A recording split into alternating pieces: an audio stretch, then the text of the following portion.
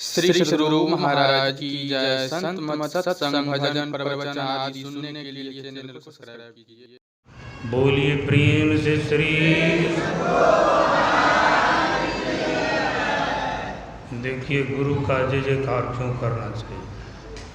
संत सूरदास जी महाराज की वाणी में है, रे मन धीरज क्यों न धरे।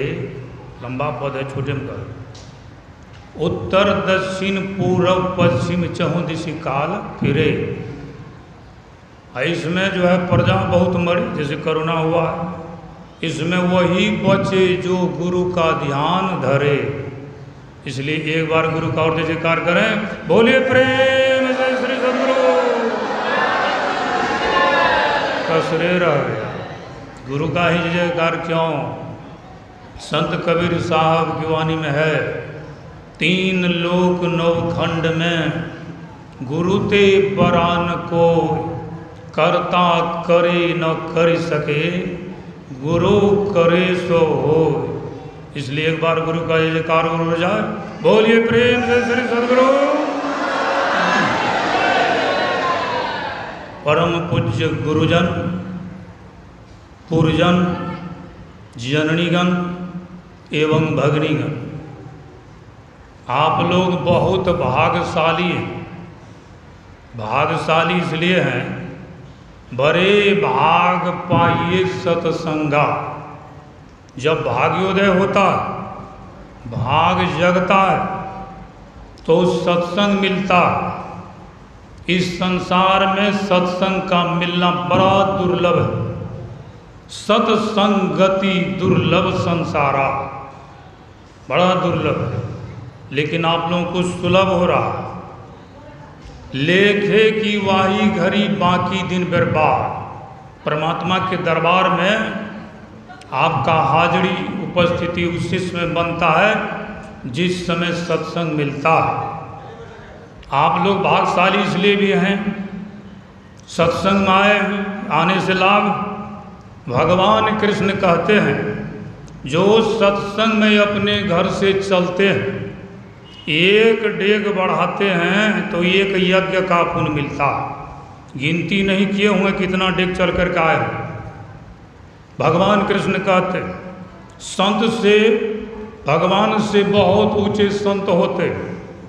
संत क्या कहते हैं, संत मिलन को जाइए तजी ममता अभिमान, ज्यों ज्यों पग आगे बढ़े कोटिन यज्ञ समान। कहते एक डेग बढ़ाने पर करोड़ों जग का पुण्य मिलता। कितना बड़ा लाभ है। इसलिए सत्संग आना चाहिए कि नहीं आना चाहिए, बहुत बड़ा लाभ है। लेकिन लाभ कहाँ मनुष्य तन पाए। मनुष्य का शरीर मिला, सत्संग नहीं मिला तो क्या हुआ। गुरु महाराज कहते, फूटल मनुष्यवा के भाग गुरुगम नाही लगे। इसलिए आप लोग भाग्यवान। यह धरती साधारण धरती नहीं है, तपस्या की धरती है। यहीं पर गुरु महाराज मार्च 1933 से नवंबर 1934 तक इसी कुपा घाट की गुफा में ध्यान साधना के द्वारा उस परम पद को प्राप्त किए जिस पद से उतरना नहीं पड़ता है, वही परम पद। अभी आप लोग रामचरितमानस सार सटिक से पाठ हुआ, उसको सुने। गुरु महाराज रामचरितमानस गोस्वामी तुलसीदास जी महाराज द्वारा रचित है। उसमें से सार बात को लेकर के जो ठीक ठीक जटा सटिक, उसी को गुरु महाराज रामचरितमानस सार सटिक के रूप में रचना की। उसी से पाठ हुआ। भक्ति के संबंध में तो भक्ति का आरंभ कहाँ से होता। पहले तो यह जानिए कि भक्ति का आरंभ कहाँ से होता है। भक्ति करेंगे कौन, भक्ति करने से लाभ क्या है। तो पहले भक्ति का आरंभ कहाँ से होता है। तो भगवान राम जब माँ सबड़ी के आश्रम में जाते हैं तो माँ सबड़ी को उपदेश के रूप में क्या कहते हैं, प्रथम भगति संतन कर संगा। भक्ति का आरंभ कहाँ से हो गया, संत के सत्संग से। संत के पास जाने से प्रथम भक्ति संतन कर संगा और दूसरी रति मम कथा प्रसंगा, कि संत के पास जाएगा तो कथा प्रसंग मिलेगा ही। तो भक्ति कारण प्रथम भक्ति संतन कर संगा से हुआ। भक्ति करेंगे कौन? तो भक्ति करेंगे कौन? तो गुरु महाराज कहते हैं जितने मनुष्य तनधारी हैं प्रभु भक्ति कर सकते सभी। तो कहते सभी कर सकते जितने तनधारी है, लेकिन अधिकारी कोई तो होंगे हैं। जितने मनुष्य हैं सब भक्ति तुरबे करते, अधिकारी कौन है? तो संतों की वाणी में आया कि राम भगति के तेई अधिकारी, जिनके सत्संगति अति प्यारी, जिनको सत्संग से प्रेम है वही राम के भक्ति के अधिकारी। और भक्ति करने से लाभ क्या है? जितना लाभ इसमें उतना संसार के किसी चीज में नहीं है। और भक्ति कहते जितने मनुष्य तनधारी सब कर स्वतंत्र हैं। तो फिर संतों की वाणी माया है भक्ति स्वतंत्र सकल सुख खानी, अब बिनु सत्संग न पावहि प्राणी। स्वतंत्र तो है लेकिन बिना सत्संग का मिलेगा। कहते भाई और क्या लाभ है? या तो कितना बड़ा लाभ है, सुखी खान है भक्ति, लेकिन और क्या लाभ है? तो कहते हैं और क्या लाभ? भक्ति निशैनी मुक्ति की, संत चढ़े सब धाय, जिन जिन मन आलस किया जन्म जन्म पछताए। जो इसमें आलस करेंगे मन पछतई है, अवसर बीते पश्चाताप करना पड़ेगा। लेकिन अब पछतई है होत क्या, चिड़िया चूह गई खेत। अंत अवस्था में पछताने से क्या हो? इसलिए मौका मिला है, सुंदर शरीर मिला है, सुनहरा अवसर मिला, लेकिन यह सुंदर शरीर भी सुनहरा अवसर भी रहने वाला नहीं है। गुरु महाराज पदावली में लिखे हैं क्षण क्षण पल पल समय सिरावे, नर तन दुर्लभ फिर नहीं पावे। कि यह मनुष्य शरीर फिर नहीं मिलेगा। तरवर जो पत्ता गिरे बहुरी न लागे डार, पानी का सा बुदबुदा यह तन ऐसा होय, अब पी मिलन को ठानिए और रहिए ना परिसोय। तो ये अंतिम मौका मिला है क्या करने के लिए? तो गुरु महाराज फिर कहते हैं पदावली दुर्लभ मानुष तन, बड़ा दुर्लभ है, बड़े भाग मानुष तन पावा। इसी को गुरु महाराज परीक्षा वन में क्या लिखे थे? भगवान श्री राम कहते बड़े भाग मानुष तन पावा। क्यों पावा? गुरु महाराज कहते देह धरे कर यही फल भाई, अब भजिए राम सब काम बिहाई।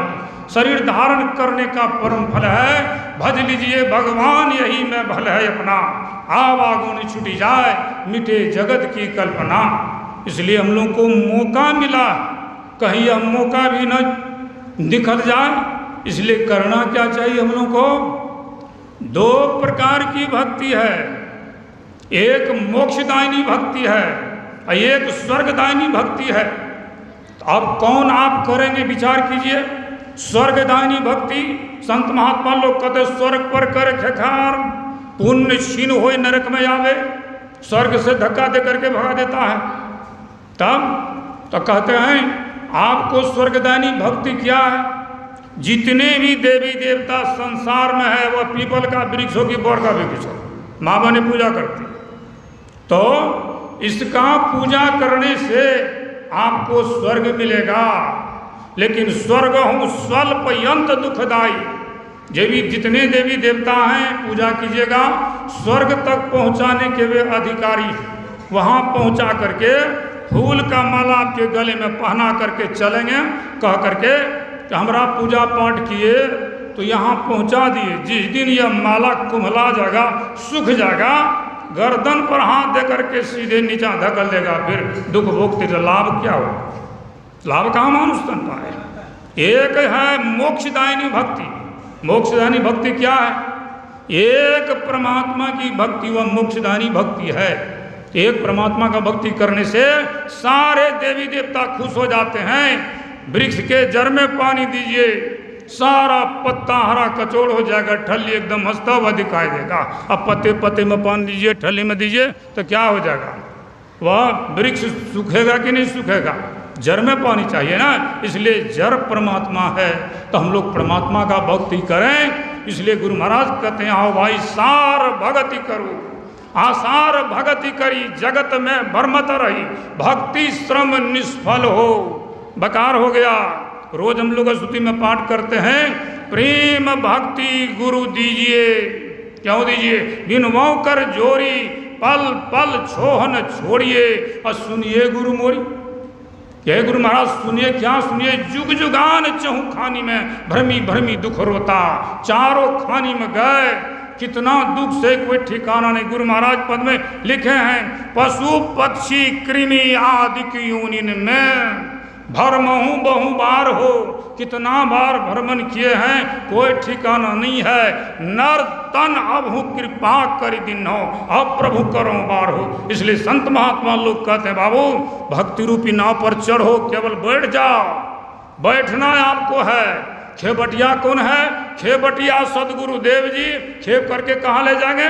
कहते में ही हो सकोगे, और जाओगे वही पार, पार गमन ही सार भक्ति है, लो ही में धार। बोलिए प्रेम से श्री सदगुरु।